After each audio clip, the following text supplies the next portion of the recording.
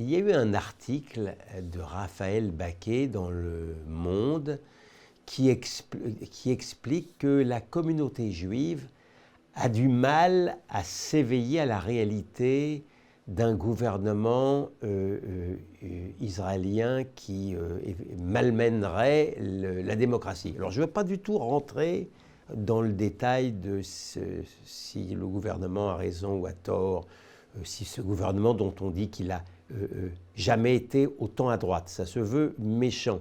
S'il n'avait jamais été autant à gauche, on n'en parlerait pas pareil. Mais enfin, je ne vais pas me battre là-dessus parce que moi-même, je ne suis pas amoureux de la composition de ce gouvernement israélien qui est issu d'un système électoral à la proportionnelle intégrale que, je l'ai dit souvent, est encore plus dangereux pour ce pays, en danger, que l'Iran.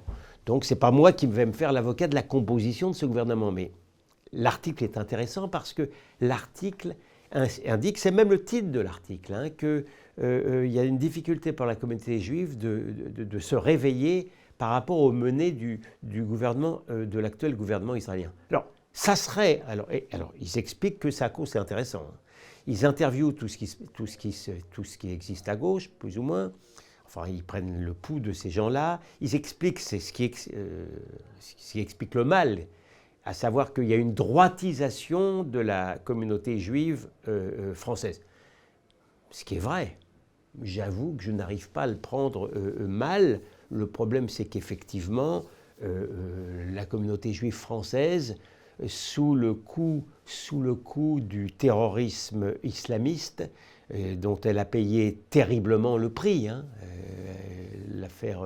les affaires Halimi, les deux affaires Halimi, l'hypercacher, l'école de Toulouse avec les petits-enfants qui sont tués, l'affaire Mireille Knoll, et toutes celles dont vous n'avez pas entendu parler, et la réaction effectivement de la gauche et de l'extrême gauche, effectivement ont accentué le phénomène de droitisation qu'on voit d'ailleurs, qui correspond d'ailleurs assez largement à la réaction légitime de la communauté nationale, qu'elle soit juive ou pas juive.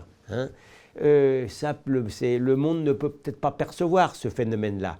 Et alors, ils expliquent également que le CRIF est un peu gêné par rapport à cette transformation de la communauté juive. Ah bah oui, le CRIF a raison d'être gêné, puisque le CRIF vient seulement maintenant un tout petit peu de sortir de sa torpeur, qui voudrait que les méchants, ce soit l'extrême droite, mais pas l'extrême gauche, et qui d'une certaine manière aura favorisé une immigration dont la communauté juive française est la première victime. Alors effectivement, le CRIF n'est plus tellement représentatif.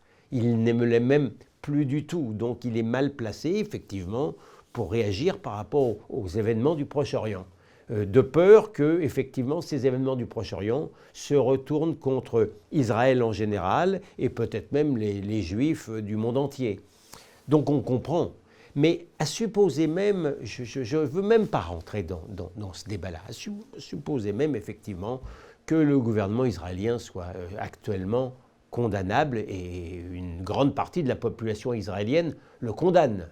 Donc c'est une hypothèse intellectuelle qui n'est pas d'une immense hardiesse.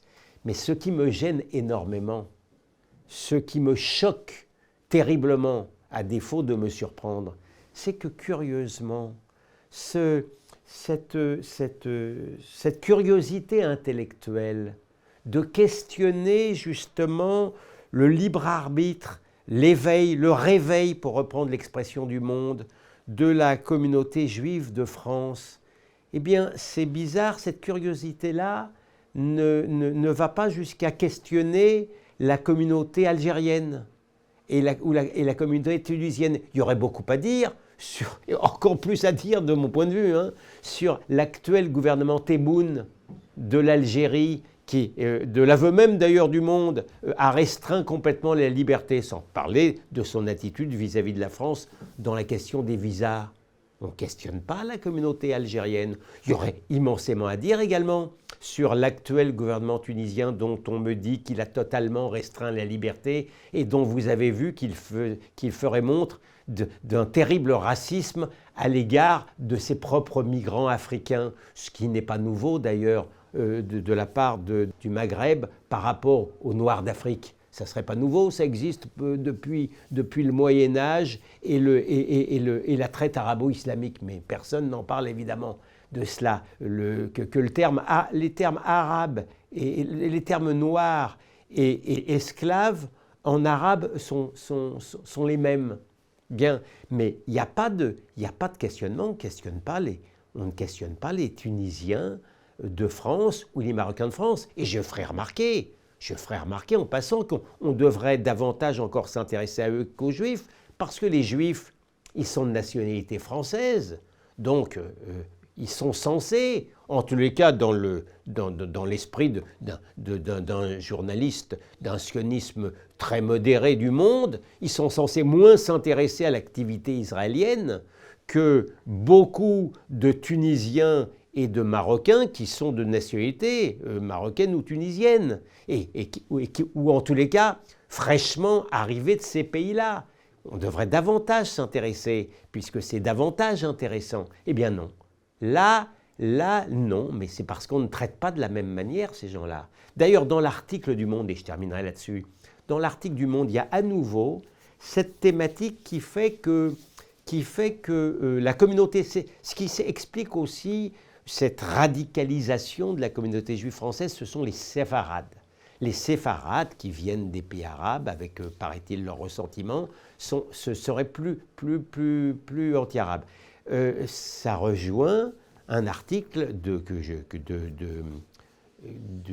correspondant en Israël du journal Le Monde, que je poursuis au nom de mon client, M. Meir Habib, qui explique que Meir Habib risque, dans leur esprit, d'être réélu parce que la communauté séfarade française est en nombre et qu'elle apprécie les éructations et l'extrémisme de M. Meir Habib. Vous voyez bien que quand il s'agit des Juifs, eh bien, on ne mesure pas ces propos au millimètre près, comme on les mesure lorsqu'il s'agit de membres de la communauté arabo-maghrébine. Allez savoir pourquoi.